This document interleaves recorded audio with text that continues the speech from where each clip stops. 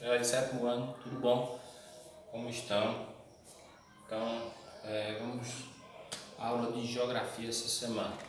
Então, nós falamos na aula anterior, do início do processo de formação da população brasileira, do povo brasileiro. Então, nós discutimos o conceito de nação, estado-nação, e essa semana nós vamos falar dos grupos formadores da população brasileira. Eu até já tinha citado esses três grupos e a mistura desses três, no que é que dá. São eles o indígena, o branco e o africano. Então, são três grupos principais que fizeram essa fusão, dando resultado a miscigenação que forma o povo brasileiro. Então, cada um veio de uma localização diferente. Então, vamos lá. Situando, indígena. Indígena é quem? Os nativos, ou seja, quem já estava aqui,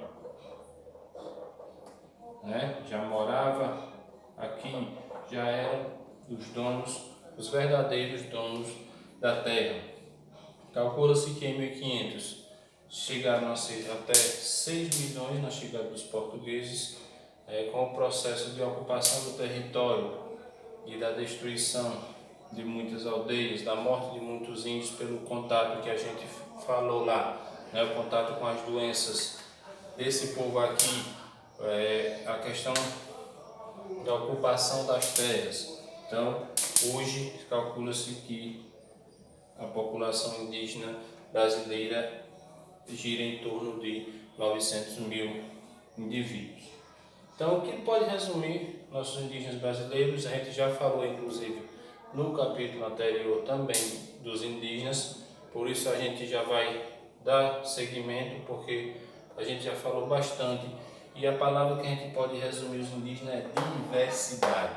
A gente precisa ter o respeito pela grande diversidade cultural, linguística, de costumes, de tradições.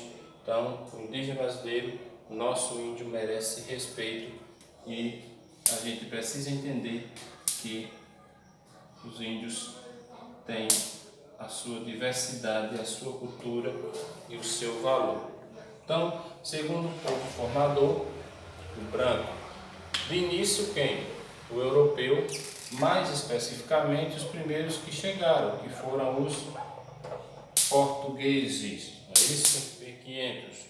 E aí seguiu-se então, durante bastante tempo, os portugueses. Depois começaram então a vir espanhóis, em pequena quantidade, por conta da proximidade também das colônias espanholas, e algum outro, lá, alguns poucos de outros países que acabaram vindo também.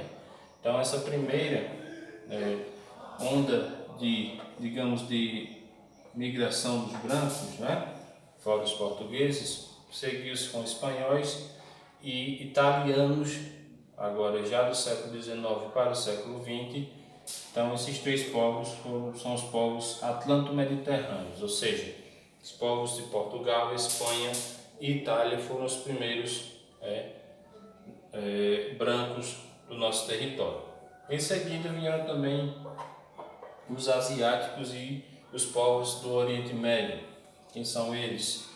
São os japoneses, são os chineses, os libaneses, os turcos, que também nós temos uma colônia muito grande no Brasil.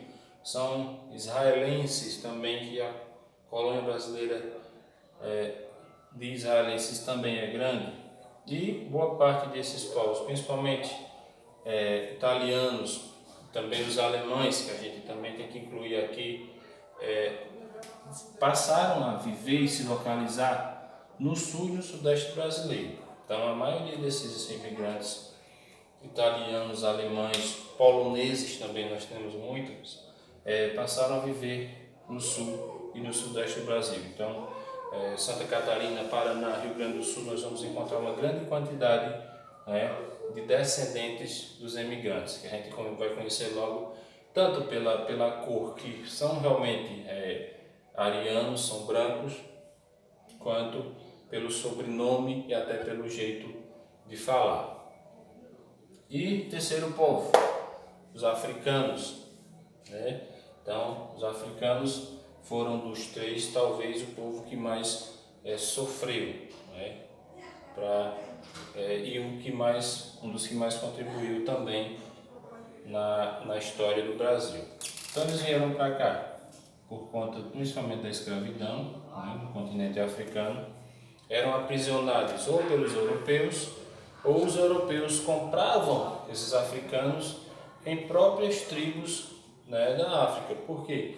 A gente precisa lembrar que algumas tribos na África eram rivais de outras. Então, quando uma tribo ganhava a guerra de outra, né, então essa tribo tornava aquela outra seus escravos. E esses escravos eram então vendidos aos europeus e trazidos para cá para quê? Principalmente para trabalhar no ciclo da cana-de-açúcar que a gente falou, no ciclo da mineração. Os negros foram os maiores responsáveis por extrair o ouro em Minas Gerais e em outras regiões que tinham ouro no Brasil. Depois, ciclo do café. O negro também trabalhou na criação do gado. Então, a quantidade de serviços e de ciclos econômicos que o negro esteve inserido é enorme. Então, foi uma migração forçada, né? Era a força que eles vinham para cá, acorrentados e tudo.